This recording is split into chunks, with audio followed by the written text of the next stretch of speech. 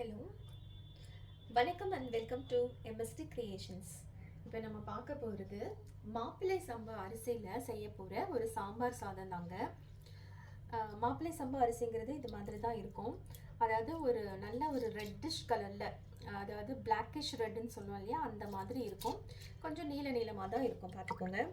இதை வந்து நான் ஒரு 4 hours ஊற வச்சுக்கிறேன் இந்த அரிசியை. சரியா? இந்த அரிசி வந்து வேகிறதுக்கு ரொம்ப நேரம் ஆகும். அதனால் இதில் 1 டம்ளர் மாப்பிள்ளை சம்பா அரிசி கூட இந்த டம்ளர் தான் அளவுக்கு மெஷர்மெண்ட்டுக்கு நான் வச்சேன்.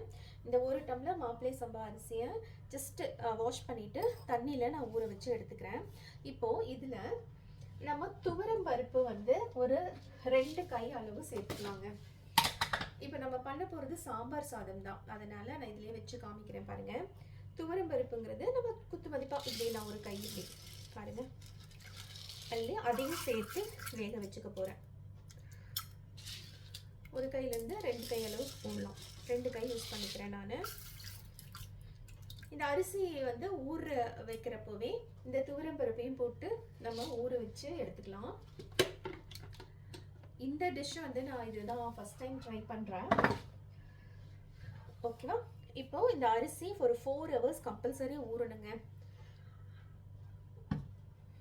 இதுக்கப்புறம் நம்ம குழம்பு செய்ய தேவையான இன்க்ரீடியன்ட்ஸ் என்னன்னு பார்த்துக்கலாம். முதல்ல குழம்பு செய்கிறதுக்கு கடுகு, சீரகம், நல்லெண்ணெய் தான் நம்ம யூஸ் பண்ண போகிறோம்.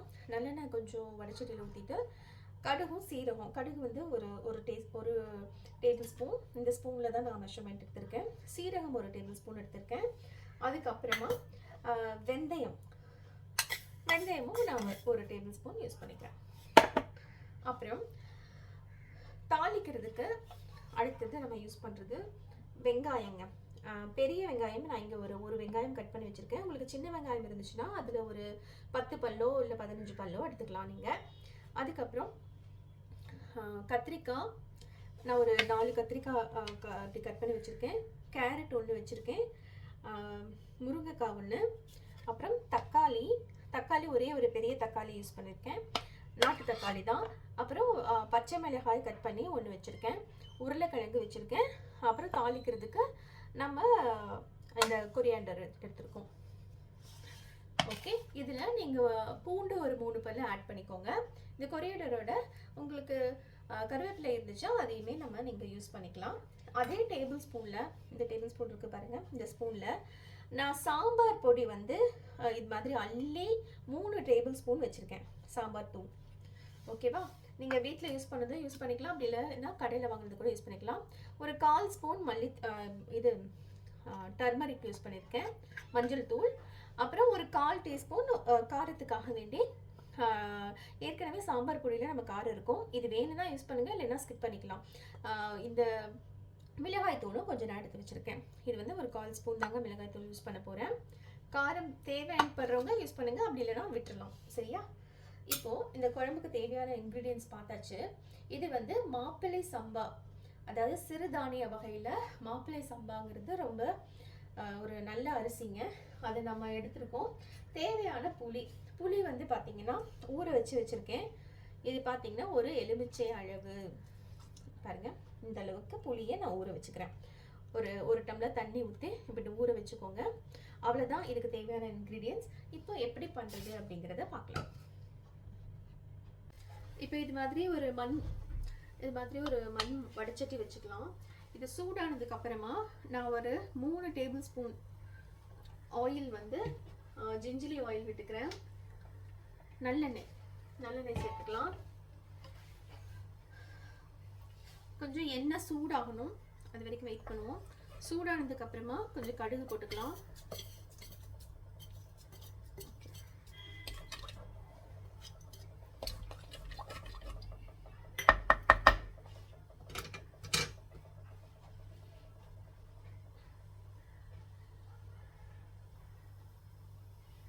கடுகு வெடிச்சதுக்கு அப்புறமா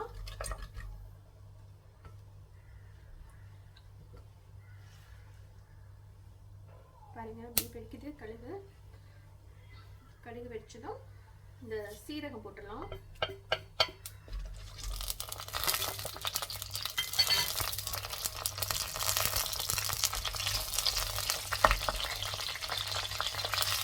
சீரகம் போட்டதும் இப்போ வெந்தயம் ஆட் பண்ணியாச்சு. வெந்தயம் சேர்த்துக்கலாம். இது எல்லாம் பொரியட்டும். பொரிஞ்ச உடனே நம்ம வெங்காயம் ஆட் பண்ணிக்கலாம்.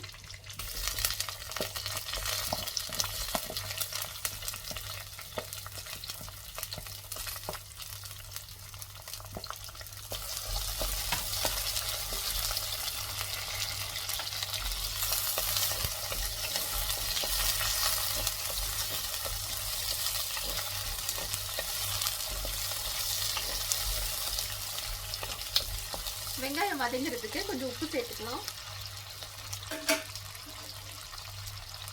நான் இங்கே கல்லுப்பு சேர்த்துக்கிறேன்.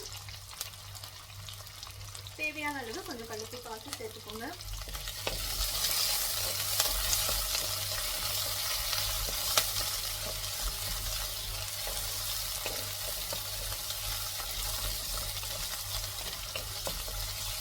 நான் இங்கே வந்து உங்களுக்கு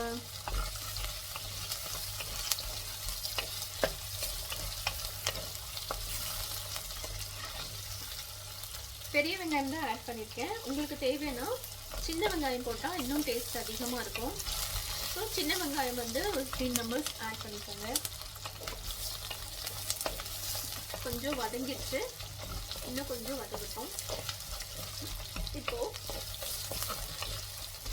ஒரு தக்காளி வச்சுருக்கு இல்லையா, இதை போட்டுக்கலாம். தக்காளி, ஒரு தக்காளி, அப்புறம் 2 பச்சை மிளகாய்.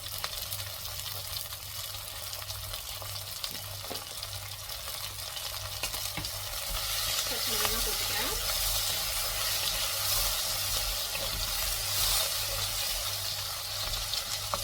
ஆக்சுவலாக புளி ஊற வச்சிருக்கோம் இல்லைங்களா, அது வந்து காய்கள்லாம் போட்டு வெந்ததுக்கு அப்புறமா தான் நம்ம ஆட் பண்ணுவோம். புளி முதலே யூஸ் பண்ணிட்டோம் அப்படின்னா காய்கறிகள் வந்து சீக்கிரமாக வேகாது. ஸோ இது நல்லா வதங்குற வரைக்கும் கொஞ்சம் வெயிட் பண்ணலாம்.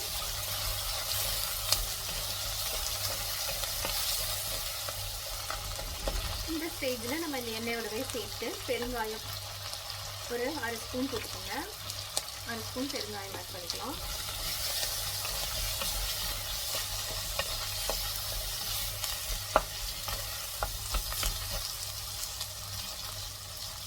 தக்காளியோட தோல்லாம் அப்படி கொஞ்சம் சுருங்க ஆரம்பிக்குது. இன்னும் கொஞ்சம் நேரம் வதக்கணும். இந்த மண் சட்டியில் வச்சிருக்கிற குழம்பு வந்துங்க, இப்போ வந்து இந்த மாப்பிள்ளை சம்பா அரிசிக்கு நம்ம என்ன பண்ணியிருக்கோம்னா பருப்பை அரிசியிலேயே ஊற வச்சுருக்கோம். கரெக்டாக இது சாம்பார் மாதிரி தான் கிட்டத்தட்ட. ஆனால் இப்போ இந்த வடச்சட்டியில் நம்ம ப்ரிப்பேர் பண்ணுறது புளிக்குழம்பு மாதிரி. ஏன்னா இதில் நம்ம பருப்பு நம்ம சேர்க்க போகிறது கிடையாது, சரியா? அதனால் இது ஒரு புளிக்குழம்பு செட்டில் தான் இருக்கும். நீங்கள் வேணும்னா இதே இந்த குழம்பு நம்ம செப்பரேட்டாகவும் பண்ணிக்கலாம். அதாவது பல காய்கறி போட்ட புளிக்குழம்பு மாதிரி ஆகிடும், எல்லா காயும் சேர்த்துட்டு. இப்போது நான் இங்கே சொல்லியிருக்கிற காய்கறியில் உங்களுக்கு ஏதாவது ஒரு காய்கறி 1-2 மிஸ் ஆனாலும் பிரச்சனை கிடையாது. அதுக்கு பதிலாக நாட்டு காய்கறிகள் எதாவது வேணும்னாலும் நீங்கள் யூஸ் பண்ணிக்கலாம், ஓகேவா? முக்கியமாக கத்திரிக்காய், உருளைக்கிழங்கு, முருங்கைக்காய் போட்டிங்கனாலே போதுமானது தான். இது வதங்கின உடனே பாருங்கள், தக்காளி கொஞ்சம் வதங்கிடுச்சு. இந்த ஸ்டேஜில் நம்ம எல்லா காய்கறிகளும் ஆட் பண்ணிக்கலாம். முருங்கைக்காய்,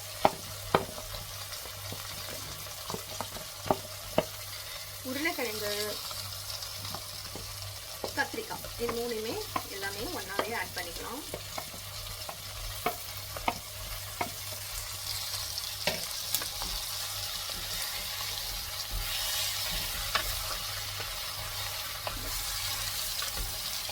இப்போது நம்ம மசாலா தூள்கள் ஆட் பண்ணுறதுக்கு முன்னாடி இந்த காய்கறிக்கு நம்ம கொஞ்சம் தண்ணி சேர்த்துக்கலாம்.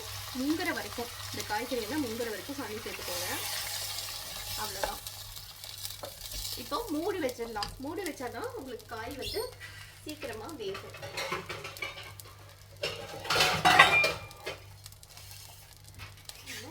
போட்டு மூடி வச்சிடலாம்.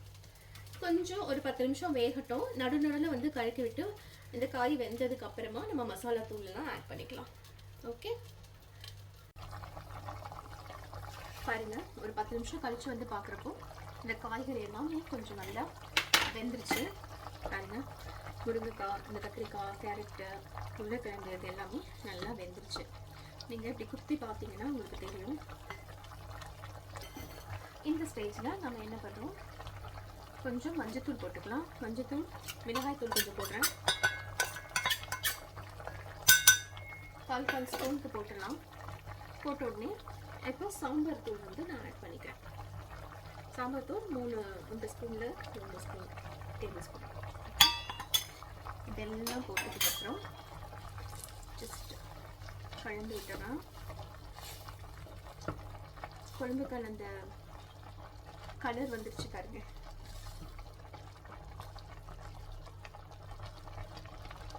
இந்த ஸ்டேஜில் நம்ம ஒரு 2 நிமிஷம் கொதிக்க விடலாம்.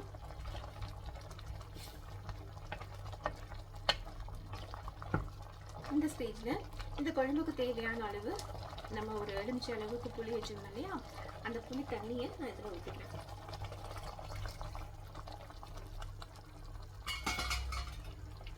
குழம்பு வந்து கொஞ்சம் நல்லா திக்காக இருக்குது. இன்னும் கொஞ்சம் எனக்கு தண்ணியாக வேணும், அதனால் கொஞ்சம் தண்ணி ஆட் பண்ணிக்கிறேன். தேவையான அளவு கன்சிஸ்டன்சி பார்த்துக்கோங்க. இது நல்ல இந்த புளி தண்ணியோட பச்சை வாசம் போகணும், இந்த மசாலா பொடியெல்லாம் நல்லா வேகணும் இல்லையா, அதனால நல்லா கொதிச்சு வர்றதுக்காக வெயிட் பண்ணலாம். இந்த டைமில் உப்பு சரியாக இருக்கா இல்லை காரம் தேவையா என்ன அப்படிங்கிறத பார்த்துக்கோங்க.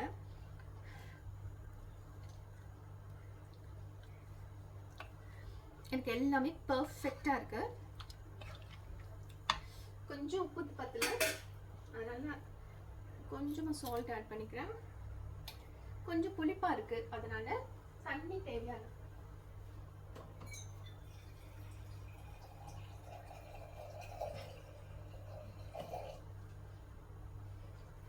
சிறிதளவு தண்ணி சேர்த்துக்கிறேன். இந்த புளிப்பு கொஞ்சம் தூக்கலாக இருக்குது, அதனால் கொஞ்சமாக தண்ணி தேவையான அளவு சேர்த்துக்கிறேன். ஓகே, இது மாதிரி ஒரு செம்பில் நான் ஒரு 1.5 செம்பு தண்ணி ஊற்றிருக்கேன். ஓகேங்களா, அளவுக்கு சொல்கிறேன். இல்லைன்னா நீங்கள் டேஸ்ட் பார்த்துட்டு தேவையாக இருந்தால் சேர்த்துக்கோங்க, தேவையில்லைன்னா அப்படி விட்டுடலாம்.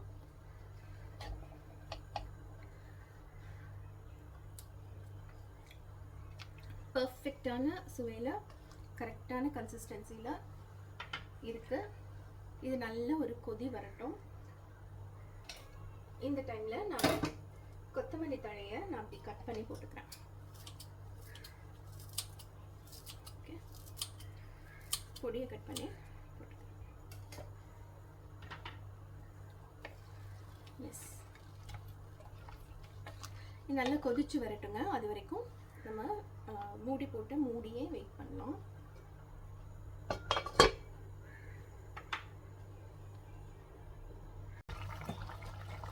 இப்போ பாருங்க, குழம்பு நல்லா கொதிச்சிருச்சு, தேவையான கன்சிஸ்டன்சிக்கும் வந்துருச்சு. இது சாதாரணமாக நம்ம ஒயிட் ரைஸ் வைக்கிறதுனாலும் இதே மாதிரி குழம்பு வைக்கலாம். இது புளி குழம்பு தான். இது தான் நம்ம வந்து மாப்பிள்ளை சம்பா அரிசி கூட கலந்து நம்ம சர்வ் பண்ண போகிறோம், ஒரு சாம்பார் சாதமாக. ஓகேங்களா, ஏன்னா அதில் பருப்பு இருக்குது. அவ்வளோதாங்க. இதை வந்து இப்போ ஸ்டவ் ஆஃப் பண்ணிக்கலாம்.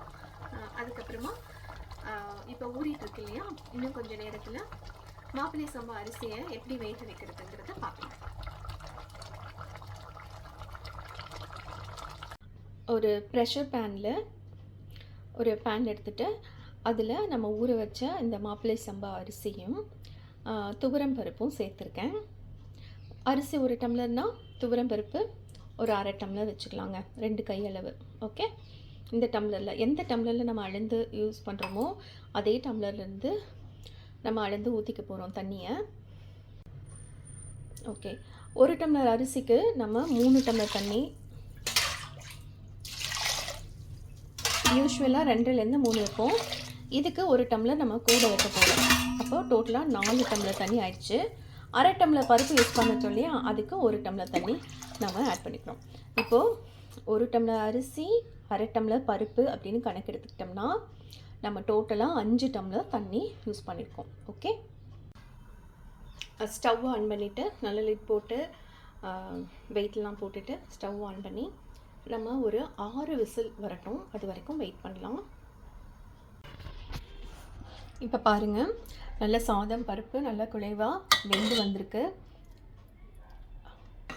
கொஞ்சம் தண்ணி நிற்குது இல்லையா, இது தண்ணி இருந்தால் தான் நம்மளுக்கு இறுகாமல் இருக்கும் சாதம், சாம்பார் போட்டு கலக்கிறப்போ. இப்போது நம்ம குக்கரில் 6 விசில் விட்டு இதை எடுத்தாச்சு. இப்போ என்ன பண்ண போகிறோன்னா, இதில் நம்ம இந்த குழம்பை ட்ரான்ஸ்ஃபர் பண்ண போகிறோம். ஓகே, இப்போ இங்கே இருக்கிற குழம்பை எடுத்து தேவையான அளவு மட்டும் எடுத்துக்கோங்க. இது புளிக்குழம்பாகவும் யூஸ் பண்ணலான்னு சொல்லியிருக்கேன். எடுத்து அப்படி அந்த இதில் ட்ரான்ஸ்ஃபர் பண்ணுறோம். ஃபுல்லாக பண்ணிவிட்டு காமிக்கிறேன். இப்போ பாருங்கள், இந்த குழம்பெல்லாம் இதில் சாதத்தோடு ட்ரான்ஸ்ஃபர் பண்ணியாச்சு. இது கொஞ்சம் தண்ணியாக அதாவது குழுகுழுன்னு இருக்குதுன்னு சொல்லுவோம் இல்லையா, அந்த மாதிரி தான் இருக்கணும். அப்போ தான் இந்த சாம்பார் சாதம் நல்லாயிருக்கும். இன்னும் கொஞ்சம் இது அரிசி வந்து சூடு ஆற ஆற இன்னும் கொஞ்சம் கெட்டிப்படுங்க. ஓகேவா? இப்போது உங்களுக்கு இந்த சாம்பார் சாதம், அதாவது மாப்பிள்ளை சம்பா அரிசியில் பண்ணின இந்த சாம்பார் சாதம் பிடிச்சிருக்கு அப்படின்னா please like, share and subscribe to my channel MST Creations. Thanks for வாட்சிங் திஸ் வீடியோ. இந்த சாம்பார் சாதத்தில் நிறைய அயன் கண்டென்ட், ஜிங்க்கு, அப்புறம் டயபெட்டிஸ்க்கு ரொம்ப ரொம்ப நல்லதுங்க. ஏன்னா இதில் கிளைசமிக் இண்டெக்ஸ் வந்து ரொம்ப கம்மி. ஓகேங்களா? நீங்களும் இதை ட்ரை பண்ணி பார்த்துட்டு எப்படி இருக்குன்னு சொல்லுங்கள், கமெண்ட் பண்ணுங்கள். நன்றி.